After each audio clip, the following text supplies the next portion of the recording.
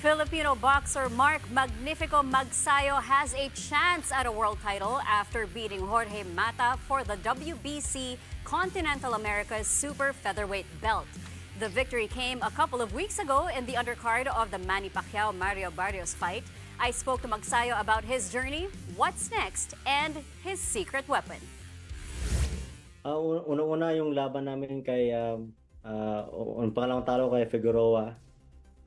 Napakalaki talaga ng impact sa akin sa boxing career ko yun kasi sunod-sunod yung talo ko.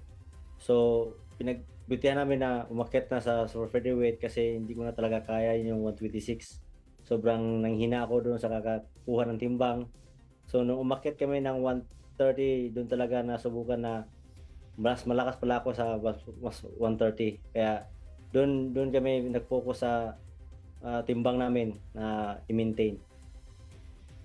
Tapos ito na nga, dire-diretso na. 4 straight matches yung napanalunan mo ever since you moved up to super featherweight. So ano yung mga adjustments sa training regimen mo that made the biggest difference for you na naging mas komportable ka na sa 130? Una-una yung coaches ko, si Coach Marvin na yung coach ko. Pinag-focusan namin pansin yung stamina namin, yung bodega namin, yung footwork namin, tsaka yung power dinala namin sa super featherweight. So sobrang thankful ako sa mga coaches ko kasi mas lalo lang pina-improve yung style ko. Ito naman, during the match, yung commentator, sila Bernardo Osuna tsaka si Abner Mares, yung isang commentary nila, they mentioned na you came out showing maturity, polish, and intent compared to yung aggressiveness, athleticism, tsaka yung explosion mo in the past. Is it something that you agree with? Is it something na parang conscious effort on your part or dala na rin to ng pagtanda mo sa sport mismo? Dahil lang po yun sa coaches ko kasi more on natutukan namin yung power ko, yung movement ko, yung fast ko, yung stamina ko kasi yun talaga pinagtrainingan talaga ni coach yung stamina ko kasi kahit gano pa katagal yung round, 10 rounds, 12 rounds pa yan.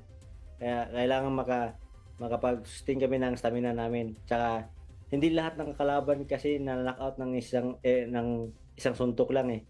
So pinagfokusan namin yung style namin na every round win the fight. Not all the fight kayang i-knock out. Nakatraining mo si Manny Pacquiao sa Wildcard Gym.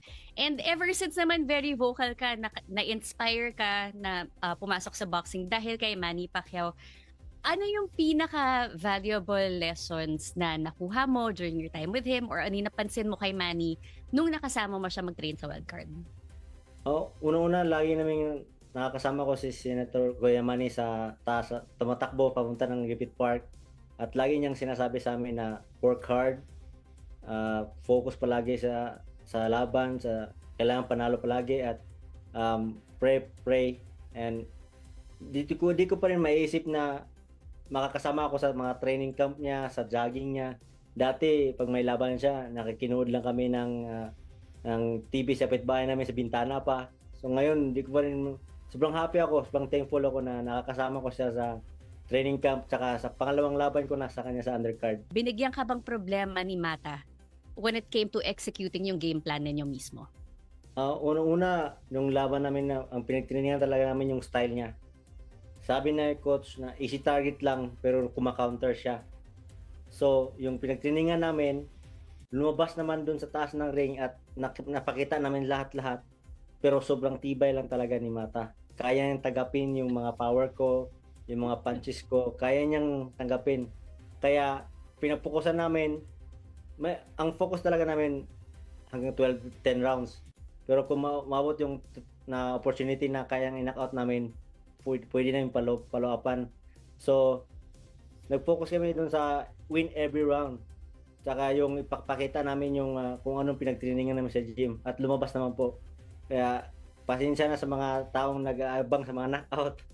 Hindi talaga lahat ng opponent kayang knockoutin. Pinag-usapan din natin si Frances, your wife, and lahat ng mga ginagawa niya to help you prepare for your fights, including yung sinasabayan ka pa niya mag-diet para hindi ka mahirapan na nakikita mo siya kumakain. Gusto niya sinasabayan ka rin niya.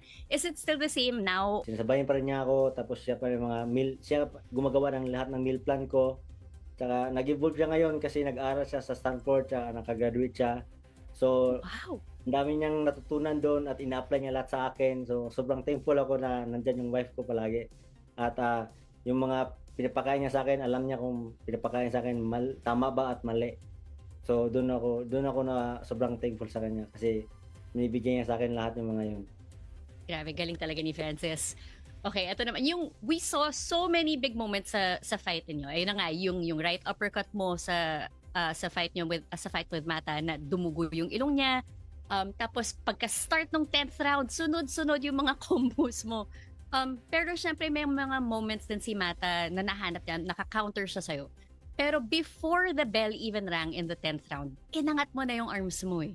So at what point sa laban, yung alam mo na panalo ka na?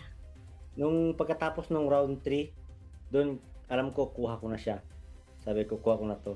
Akala ko mananockout ko siya ng mga round 4, round 6, ganun. Kaso sobrang tibay lang talaga ni Mata. Pinagtriningan niya talaga ako, pinagandaan niya ako. Yung mga suntok ko, mga 4-5, may counter siya, natatamaan ako.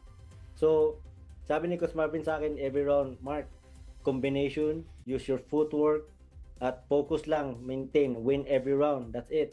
Nung lumayo kayo sa camera, may sinabi ka rin ulit sa kanya, tapos natawa siya, yinakap ka eh. He put his arm around you. Ano yung sinabi mo sa kanya nun? Sinabi ko sa kanya noon na puwerte, sobrang lakas niya, at marami pa siyang may biktimang kalaban, sabi ko. Okay. Kaya sabi niya na, oh, gracias. At saka Okay, so- pagkatapos nun, nag-uusap kami sa dressing room. Nagpasalamat ako sa magandang laban na binigay niya. Nagpasalamat ako sa buong team niya. Paano natin mapapanatiling buhay ang culture ng boxing sa Pilipinas? Unang-una, pasalamat talaga tayo na bumalik si Kuya Manny sa taas ng ring. Kasi siya lang nagbigay ng daan sa lahat ng mga Filipino fighters na lumaban sa US. So parang nabuhay lahat yung Philippine boxing dahil sa kanya. So pagpatuloy natin yung pagbigay ng karangalan sa Pilipinas, kami mga Filipino fighters na lumalaban, ibandera namin ng iwagayway namin sa buong mundo ang bandera ng Pilipinas at magbigay ng karangalan. Kaya tuloy-tuloy lang palaging laban at panalo.